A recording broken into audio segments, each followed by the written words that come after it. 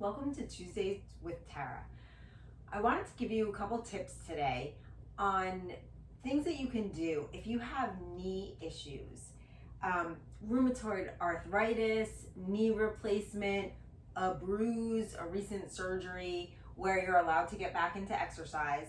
I hate to have people think that they can't do yoga because we do some things on our hands and knees or on our knees.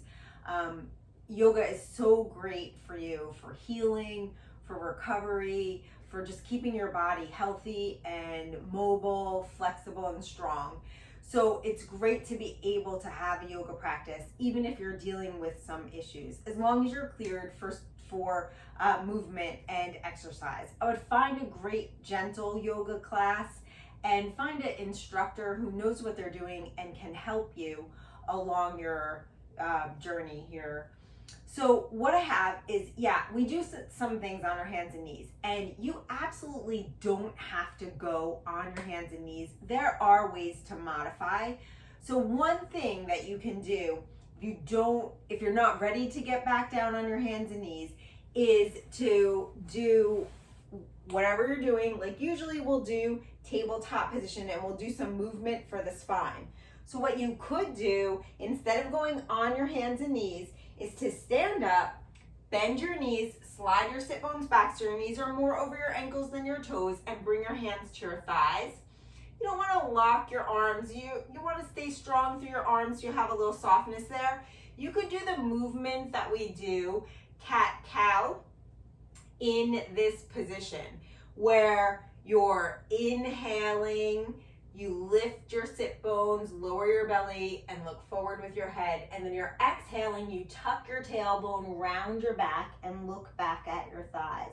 So you can go nice and slowly through this movement without getting on your hands and knees.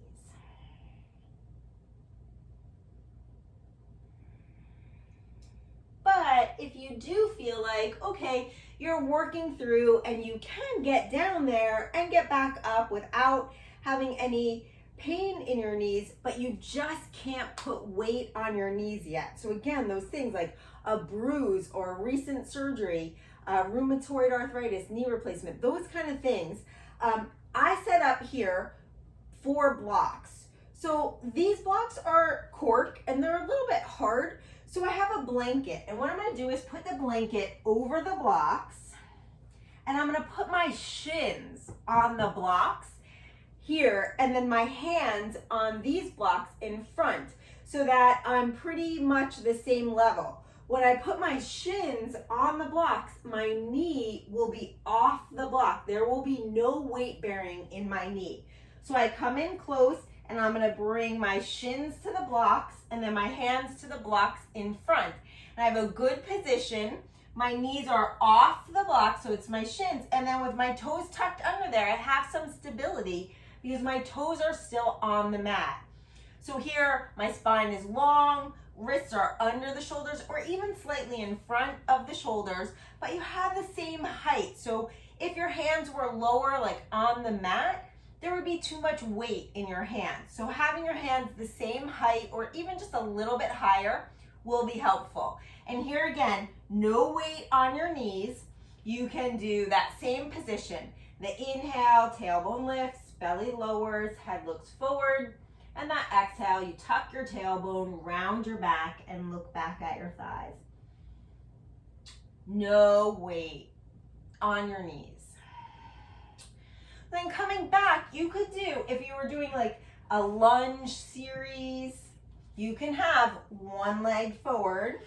And again, that back knee is off the mat, off the block. There's no weight bearing there. Just keep the front knee over your ankle. You'll be fine. Now, I would say, like, sometimes with rheumatoid arthritis, it's only in one knee, or even a surgery or, of course, an injury, just one knee. And it's fine to just have one block under that leg, but if you want to keep it even, you could just use it, have 2 blocks for under both knees. You'll stay a little bit more even.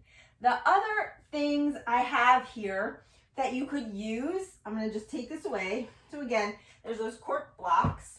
There are softer blocks, so you could totally use that. I also have these cushions, which would be fine as well, where it would be even okay if the knee touches a little bit because they're a lot softer, but you could still have the knees off the cushions completely. So it's your shins that are supporting the weight, toes are tucked under, so there's a little weight there, and that same position. Another yoga prop that works really well would be a bolster. And there's a little firmness here in the bolster, more firm than those cushions, but softer than the blocks. So again, you could come on with your hands on the blocks. Again, it's about the same height. Maybe the blocks are just a little higher, but you'll have no weight in your knees. So you can have that same position. And again, you can bring your foot forward into a lunge and still have that back knee off the bolster. So no weight bearing there. Just have to make sure that you can maneuver easily with your leg over the bolster as you come forward and back. You don't want to get tripped up there. But again, you want to look for a gentle class that moves slowly. So if you're recovering or if you're having issues with your knees, you don't want to move too fast. You want to really pay attention to what you're doing and work to increase your strength, increase your flexibility, and do it mindfully so that you don't overdo it. Allow yourself that time to heal. Hopefully this was helpful for you for any issues with your knees where you can't put weight down on your knees. So again, remember that you could stand up, you could do the lunge in a standing position as well if you're just not ready to come down onto the floor. But you have to get a good yoga class, a good yoga teacher who can help you make little adjustments to your position as you are working through any knee issues. Thanks for watching. If you like us, click the button, hit the button for like, follow us, subscribe, and check out our classes, smartasanayoga.com. Thank you.